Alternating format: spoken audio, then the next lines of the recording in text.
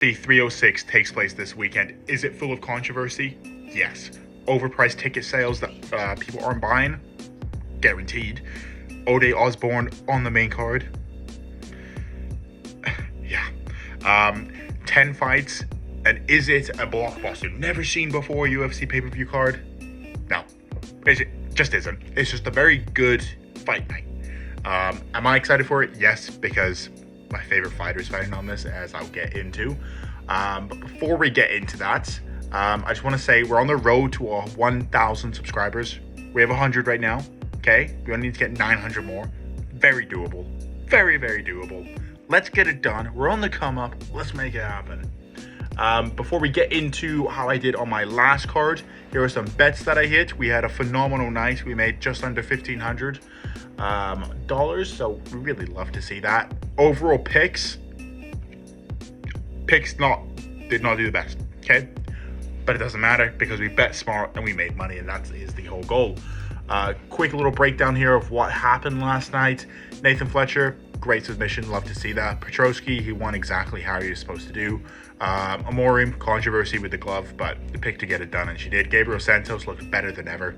Felipe Dos Santos made too many mistakes, and yeah, I just thought he'd be more dangerous. Isaac Dogarian, set up fight for him. Rong Zhu, he was winning the first round, and he got whacked on the eye. Hopefully he doesn't lose that eye. Good stuff. Padilla, though. Trevor Peak, I had him win in the first 2 rounds, so robbery in my opinion. Costa the lock, unfortunately didn't happen, but he would have won anyway. And we did bet on Cody as well when he got it done, so either way it's a win. Cal Nelson, he was winning the first early exchanges, and then Steve Garcia did what he was doing. So fair play. Andrade, I thought she would be slightly better. I'm a little bit more calculated with the bombs, that she can throw. But Silva looks good. She has a few holes in her game still, but she definitely pulled off a very good performance. And then same thing with Sean Brady. He looked phenomenal. Good stuff. Let's not waste any time. Yeah, let's just get into my lock of the week for the card. Okay, as you can see on the screen here, lock of the week has been extremely successful for me. We hit 93% of them, like pretty much all of them, apart from Luana Santos. R.I.P. my mandem. Diego Lopes, I love the guy, okay? He's gonna win this fight, and he is my lock of the week, obviously, as you can tell. Favorite fighter, complete biases here. Do what you want with this information. Brian Ortega is a fat bum, okay? He's probably a great guy. He'll probably beat me up, but that's not the point I'm trying to make here. Tell me a place where Brian Ortega is gonna be better. Oh, you could say the jiu-jitsu. I don't think so. I think Diego Lopes has sick jiu-jitsu, and I think he has great scrambled skills. I think he's going to be nasty on the feet, knocking out somebody like Sadiq Youssef. Good stuff. Okay, good stuff. Sadiq Youssef is a good boxer, and Diego Lopes made light work of him. He should have got the 300k bonus, but that's besides the point.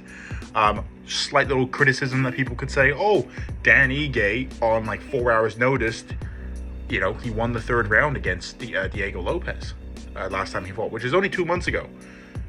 I don't think that's a common thing for Diego Lopes. I think it was the fact of multiple weight classes having to be going up and down because he didn't know which weight class he was fighting at, and he was ill-prepared for Dan Ige. Dan Ige is no bum, and that's a solid win in my opinion, short notice or not.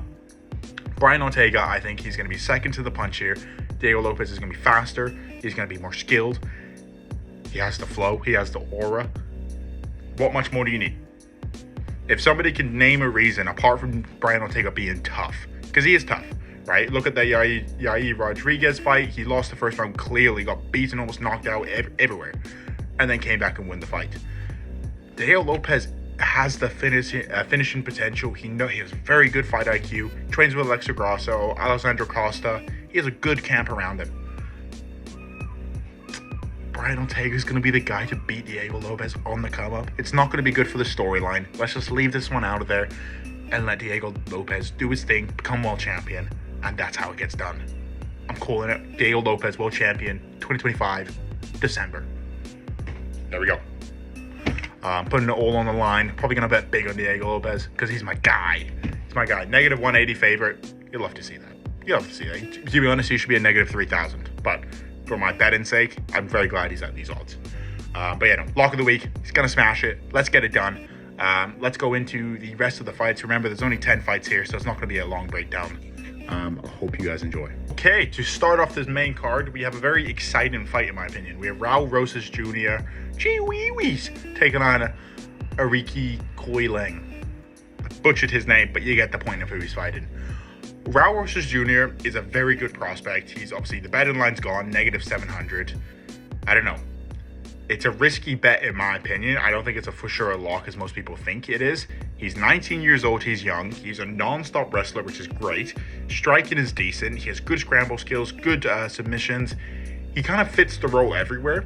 The problem is though, is he puts himself in danger and he gets hit quite a lot. Keep in mind, out of all of his fights, in his first debut, he gassed out against Christian Rodriguez. His next fight against Terrence Mitchell, good stuff, he knocked his ass out. But against Ricky, however you say his last name, Turquoise or something. What a bum, I hate that guy. He lost the first round. Okay, he got out-grappled. It's because he's young and he still has holes in his game, which is fine, right? You're supposed to consistently be learning, all that kind of stuff. He's taking on somebody like, I'm just going to call him Ori because that's easier for me to say, who, you know, he's 31 years old. He's a veteran of the game. He has that experience. And same thing, he's good everywhere. I don't think he's as good of a wrestler, as good on the ground as Rosas, which obviously where he wants to put it, but he has the toughness. I don't think he's going to get finished. I think this is probably going to go by decision. I can't see any other way. It's either Rosas is going to get fraud checked, in my opinion, or he's going to get taken to a decision, and Rosas is probably going to win because he has the grappling edge there. So I like that, but I can't see submission unless I'm not seeing something, but I just don't see submission out of it. But I could be wrong. So see the decision or submission, I like that prop bet. Let's move on to the next fight. We have Edgar Charirez, who, I don't know, good.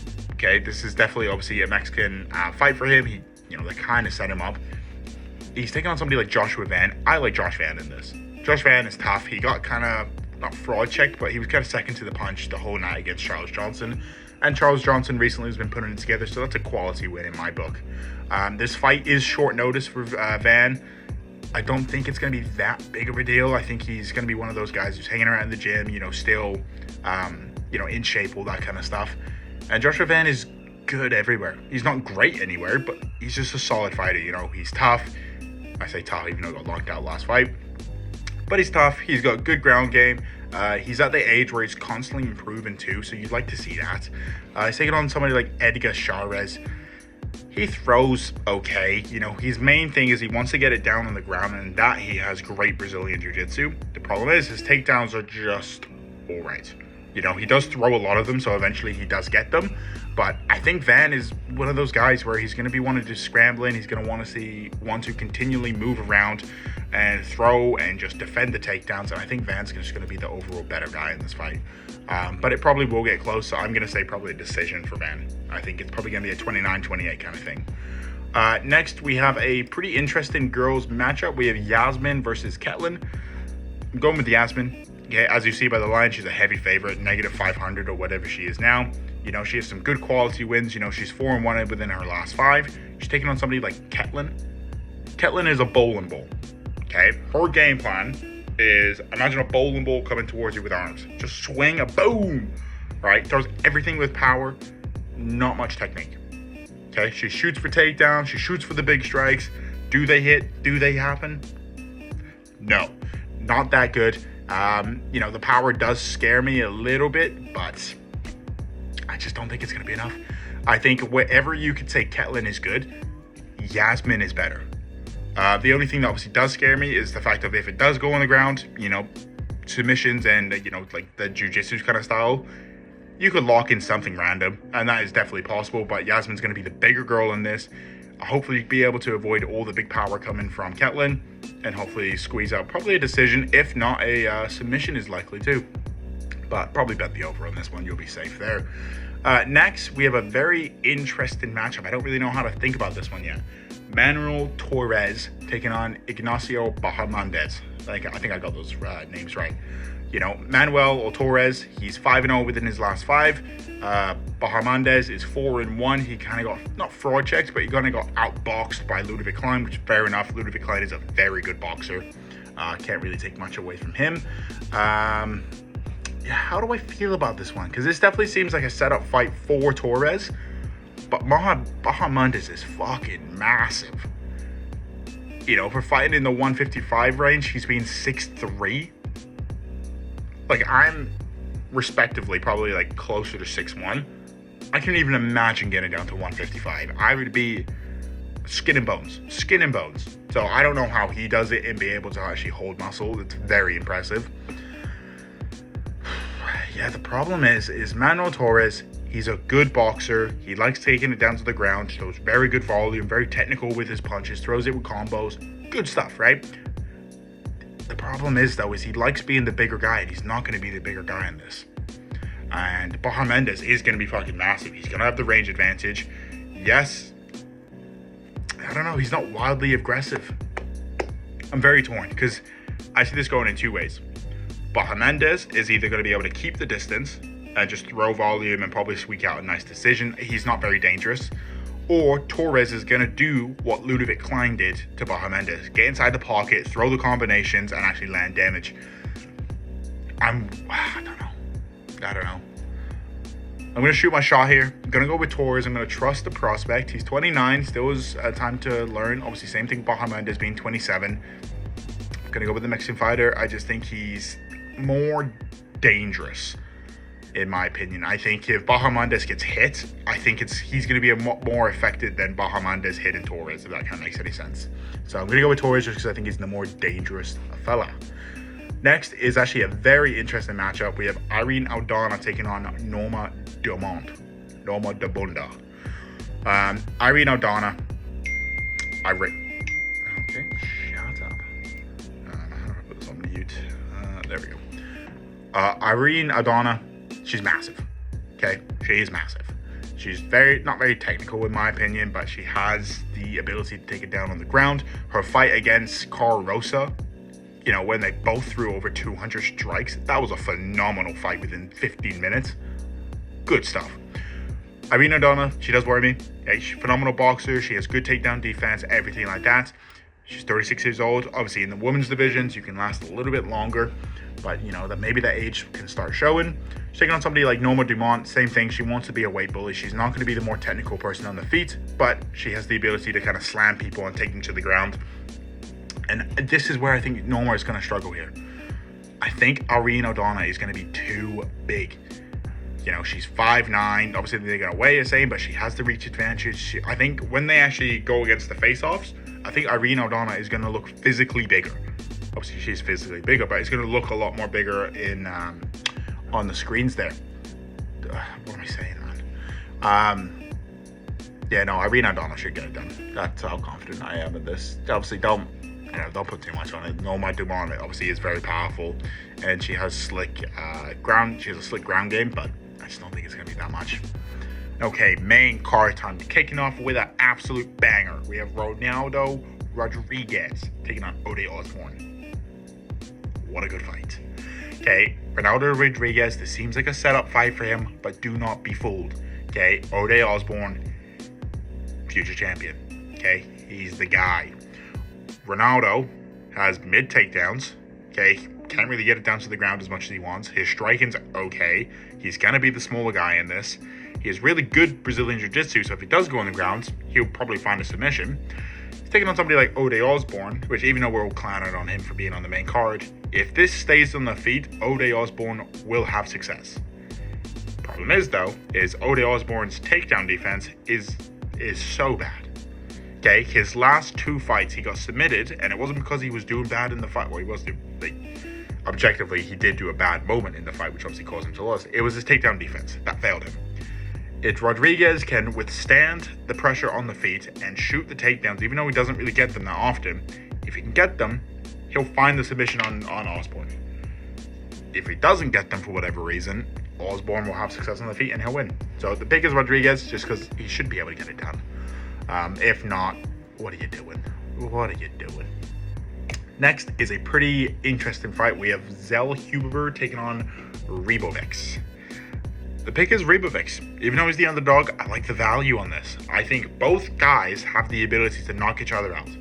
Both guys are very technical. Both guys are very impressive strikers. Very good technique, throw with lots of combos. And both guys have good chins. They have the ability to go on the ground as well. submissions, Brazilian Jiu-Jitsu, the whole works, okay?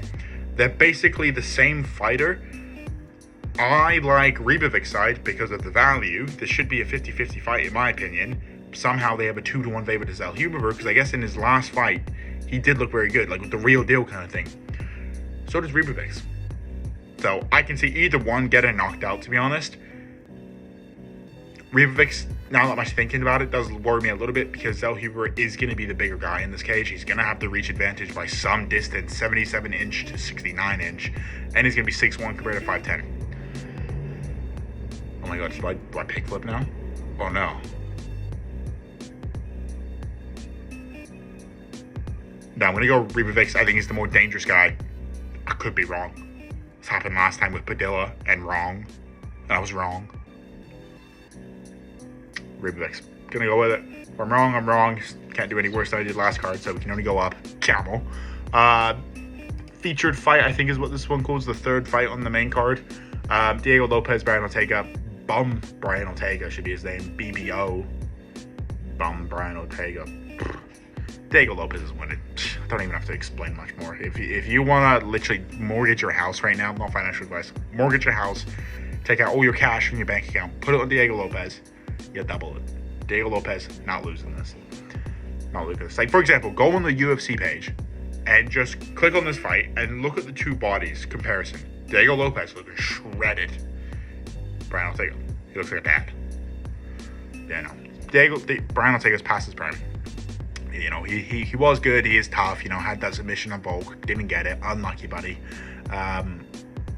If he wins, I'm actually gonna be devastated. I'm putting a lot on Diego Lopes here. But what can you do? Next up, co-main event: Alexa Grasso, the trilogy, taking on Shevchenko. Boy, do we love this fight. Alexa Grasso upset the world against the first fight with Shevchenko. She won. Great stuff. Second fight, robbery. Shevchenko probably won that. But some judge in the 5th round gave a 10-8 round to Grasso. Watch the 5th round. No, it wasn't. It just wasn't a 10-8. But that proves to me something. They don't want Shevchenko as champion anymore because she was too good at the time. Now, Grasso, the younger girl, she's going to be improving faster. She's coming out Diego Lopez's gym. It's not her gym, Diego Lopez's gym. They're training. They're doing all the right stuff. They got probably great meal preps going on. I think Grasso's going to get it done. You know, both girls fight in a very similar way. They both like to stay on the feet. They both like to shoot takedowns. They're just both the same person because they're the same height, pretty much the same reach, same everything. I'm going to go with the younger fighter because I think they're going to be faster in the first to the punch and not the second. Shevchenko obviously ripped as well. She has the dog in her. She has the spirit to keep going. I just like the side of Grasso. I think she's going to be younger. Main event time. I don't know who to go with. I just don't know. I'm actually confused with this one. So money-wise, like if I'm actually going to be laying down money here, I'll put my best bets on Wednesday. Stay tuned for that one. Don't know what I'm going to do yet. Sean O'Malley is a devastating striker, right? He has the finishing potential. Good takedown defense, throws lots of volume. Very technical with the shot selection that he does as well. Good range, everything. Okay, Sean O'Malley is a very good champion. He caught Aljo on the way down as well, who's a non-stop grappler, just like Merab. Merab's cardio is his weapon. He's not dangerous. He can hold you down at times, but not really. People can stand up against him. But he doesn't really have any submission ability. You know, if we talk about all of his fights, his average fight time is 15 minutes. Out of all the times he wins, 75% of the time he goes to decision. You know, a few little upsets here. You know, Merab has a cut above his eye. That's a target for O'Malley. I don't know how real all this stuff is. You know, it could just be PR, just like, who's that one boxer? I forget his name. Oh, it's really going to hurt me. Ryan Garcia, I think. Ryan Garcia, that rings a bell. Yeah, where he was just faking to be, you know, pretty much manic. And he tricked the wallet. He was actually sane, and he bet on himself, and he won. Okay, this could be Merab doing that. You know, those videos of him supposedly drinking and shit like that. It was just water. And then same thing. Apparently, he has staph. Is that from recently, or is that from a couple months ago? I don't know. I think we're going to find out a lot on weigh-ins to tell actually whether he does have staph, because obviously he was going to have a mark there from the antibiotics. Because if he does have staph, that obviously ruins his cardio, which means he's no longer a dangerous guy. Obviously, yes, the takedowns are going to be non-stop. Like what? He averages 6.43 takedowns per 15 minutes. Okay, non-stop takedowns. It means he doesn't really have good control time, which we've already mentioned there. I'm gonna side with Sean O'Malley. Reason being, all he needs is 1 or 2 punches. Okay, he has the ability to catch somebody, and Merab's chin is not all there sometimes. And for Merab to win, he needs to fight a perfect fight for 25 minutes. He's not going to submit Sean. He's not going to knock out Sean, even though Sean obviously did get wobbled by Petr Yan, but that's different. Petr Yan just has the more tech on the feet. Yeah, Sean O'Malley, the volume, the technicality with the shots, Merab's issues with staff, his cut. Don't like it. Even though Merab obviously has a good way to win this, just non-stop cardio, get takedown after takedown after takedown. Sean O'Malley's takedown defense will be tested, and I'm sure he's just had a 3-month camp, just takedown defense only. So I'm gonna go with Sean O'Malley. I just think he has the way to win. Anyway, that was the video. Thank you so much for watching. Remember, 1K subscribers is the goal, so if you guys can like and subscribe, that would be phenomenal. Best bets coming Wednesday. Stay tuned for that, and until next time, take care.